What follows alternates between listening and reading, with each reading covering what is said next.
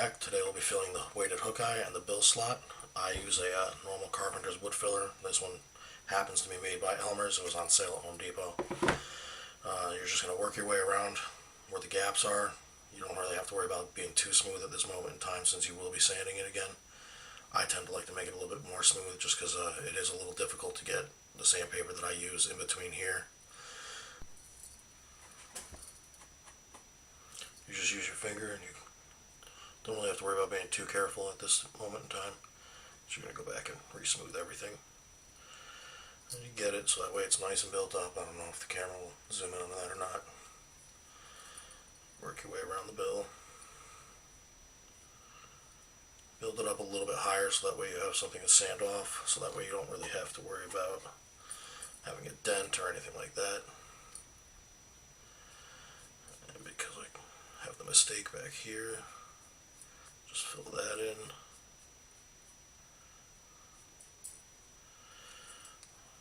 Carefully check the bait over. Make sure you got all the blemishes in the wood if you have any. Like right here, my cat had attacked it earlier. And as you go over it, just, like I said, make sure everything's all nice and filled in, nice and smooth, so that way sanding's easy. I cut this slot a little big, so I gotta fill in the front.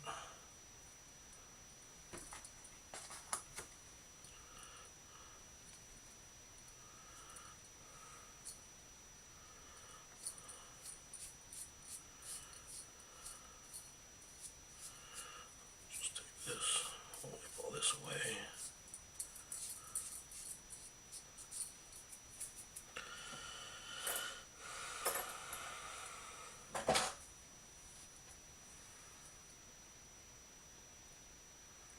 Bury the hook eye in it. So I'll just pull that away. And there you go. It's all filled in. You just put it off to the side and you let it dry. After you get your crankbait sanded, it's nice and smooth, we can then move on to sealing the crankbait. I use a two-part epoxy called Envirotex Light. There's a resin and then there's a hardener. If you notice on the resin, I have a line of blue tape. It's so that way I don't ever mix up the syringes that I use to measure it out. If I stick this in the hardener, it'll obviously harden on this and it'll make my syringes useless. It's a 1-to-1 mixed ratio, so if you don't get it right, it won't ever harden and you ruin the crankbait. I'll be doing 9 crankbaits, so I'll mix 1 milliliter of each into a small mixing cup that I got from a Five Guys restaurant. You can, McDonald's has little cups for ketchup and stuff like that. They work as well. So I'll go ahead and do that now.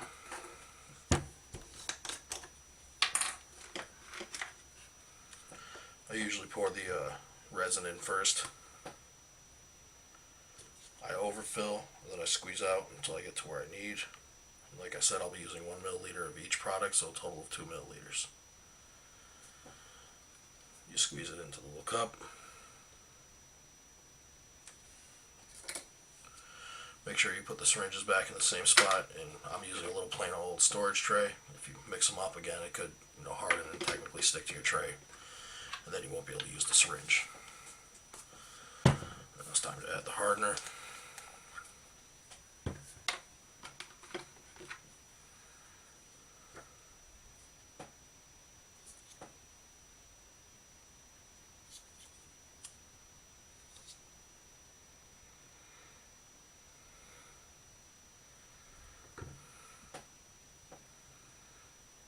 Squeeze the hardener in.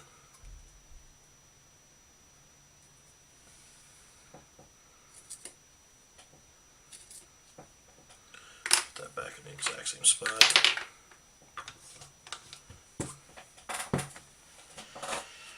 Use a brush. These brushes are available at Walmart. They're like $1.50 for the whole pack. It's really worth having. Make sure the bristles are going to come out. You got to make sure it's mixed even. Like I said, if you have a spot where it's not mixed even, it won't dry right. Stuff is kind of difficult to work with. After a while, you will get the hang of it.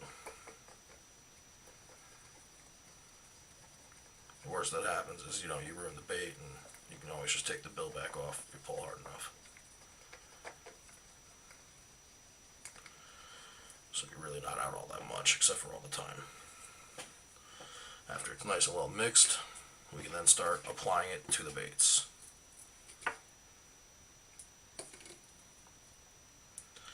You don't have to worry too much about even coating right now. I like to put it on a little bit thicker, just so that way I know I have enough on. Use a nice light. I have a nice shop light hanging over my work desk, so that way I can make sure I cover everything on this bait. Because if you don't, you will have a weak spot in the wood, and when you go to paint, the grain will rise. Don't worry about air bubbles at this moment in time, as we will be getting them out later.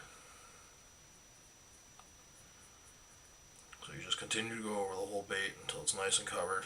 The good thing is with working with the wood, it actually makes it look wet compared to this side and shiny, and that way you can actually see it, as to where when you're going over some of the paint, you might not always be able to see it, and you kind of got to rock it back and forth in the light.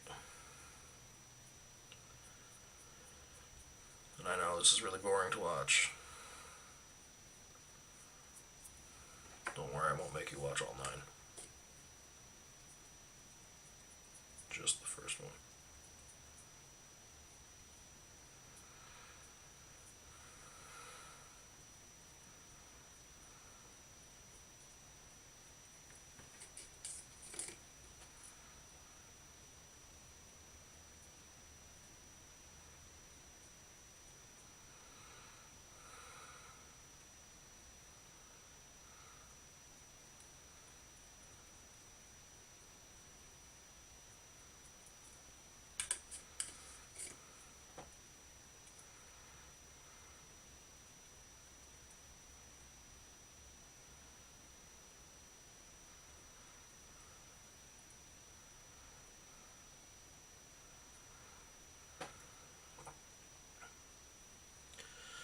Now this is where you need a spinner. This stuff takes 24 hours to dry. I missed a spot right there. And if it doesn't spin, it will all build up on one side of the bait, or if you hang them like this, it'll all build up on the tip here. Hang them like this, it'll build up back here. Obviously it goes to where gravity is. So you will need a spinner at this point in time. You don't have to worry about, if you're doing a bunch, you don't have to worry about spinning them right away. Like I said, this stuff takes 24 hours to harden.